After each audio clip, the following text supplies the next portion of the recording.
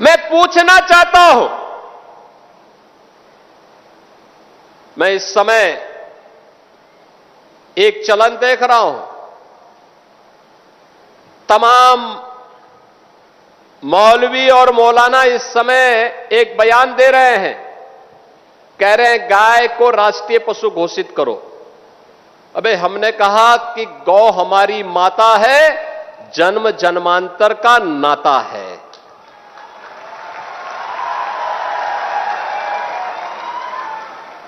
क्या मां और पुत्र के बीच में कुछ घोषित करने की आवश्यकता पड़ती है क्या?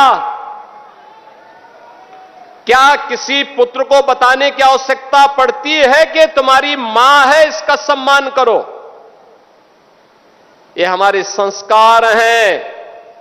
हमने अपनी मां के बारे में जो सम्मान का भाव रखते हैं वह भी, और हमने गाय को माता माना है, तो गाय तो हमारे लिए माता है, वह पशु नहीं। पशु तुम्हारी बुद्धि है जो तुम हमारी गौ माता को पशु बोलते हो। तुम्हारी सोच पशुवत है जो तुम गौ माता को पशु बोल रहे हो। और तुम्हारा ये दोगलापन है कि जो एक और गौकसी को प्रश्रय देते हो। मैं देख रहा था बकरीद में तमाम उनके चेले चपाटे अपने सोशल मीडिया हैंडल पर बकर ईद पर गौ माता का चित्र दिखा करके कह रहे थे कि बकर ईद की बधाई दे रहे थे। लेकिन मैं उनको बोलना चाहता हूं, यूपी में गौ हत्या का मतलब जान रहे हो ना क्या होगा?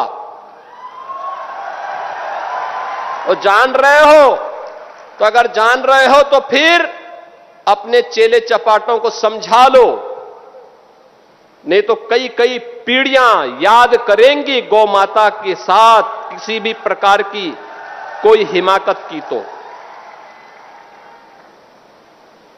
मैं पूछना चाहता हूं,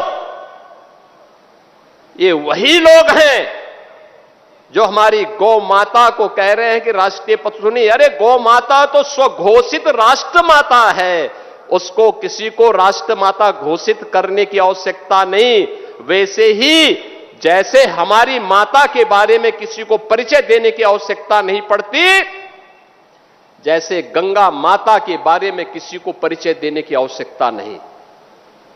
हम सब गंगा माता की आरती करते हैं, गंगा पूजा करते हैं, अपने साथ गंगा पुत्र जोड़ करके अपने को सम्मानित महसूस करते हैं। हमारे तीर्थ मां गंगा के तट पर हैं, हमारे सारे संस्कार मां गंगा के तट पर संपन्न होते हैं। क्या कोई हमें बताएगा कि गंगा हमारी माता है? ये स्वतः स्फूर्त घोषित है, किसी आक्रांता कोई बताने की आवश्यकता नहीं। ये हमारे संस्कार हैं। हमने गौ को माता माना है, हमने गंगा को माता माना है।